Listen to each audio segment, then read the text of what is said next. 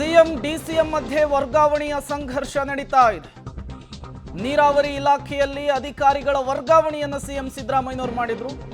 DCM DK Shivakumar ಇದಕ್ಕೆ ತೀವ್ರ ಅಸಮಾಧಾನವನ್ನು ವ್ಯಕ್ತಪಡಿಸಿದ್ದಾರೆ. ಮುಖ್ಯ ಕಾರ್ಯದರ್ಶಿಗೆ ಪತ್ರವನ್ನು ಬರೆದಿದ್ದಾರೆ ಡಿಸಿಎಂ ಡಿಕೆ ಶಿವಕುಮಾರ್ ಅನ್ನೋದು ಗೊತ್ತಾಗ್ತಿದೆ. ನನ್ನ ಪೂರ್ವಾನುಮತಿ ಇಲ್ಲದೇನೆ ಯಾವುದೇ ರೀತಿಯ ವರ್ಗಾವಣೆ ಮಾಡಬಾರ್ದು ಅಂತ ಹೇಳಿ ಅದರಲ್ಲಿ ತಾಕೀತನ್ನು ಮಾಡಿದ್ದಾರೆ. ಸಿಎಸ್ಗೆ ಬರೆದಿರುವಂತಹ ಪತ್ರವನ್ನು ನೀವು ಗಮನಿಸ್ತಾ ಇದ್ದೀರಿ. ಡಿಕೆ ಶಿವಕುಮಾರ್ ಉಪಮುಖ್ಯಮಂತ್ರಿಗಳು ಬರೆದಿರುವಂತಹ ಪತ್ರ ಇದು. ಯಾಕಾಗಿ ಬರೆದಿರುವಂತಹ ಪತ್ರ?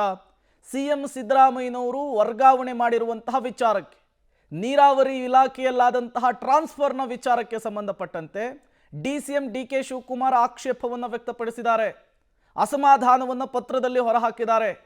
ಸದರಿ ಆದೇಶವನ್ನು ಕೂಡಲೇ ವಾಪಸ್ ಪಡೆದುಕೊಳ್ಳಿ, ನನ್ನ ಪೂರ್ವಾನುಮತಿಯನ್ನು ನೀವು ಪಡೆದುಕೊಳ್ಳಬೇಕು ಅಂತ ಕೂಡ ಈ ಪತ್ರದಲ್ಲಿ ಉಲ್ಲೇಖಿಸಿದ್ದಾರೆ.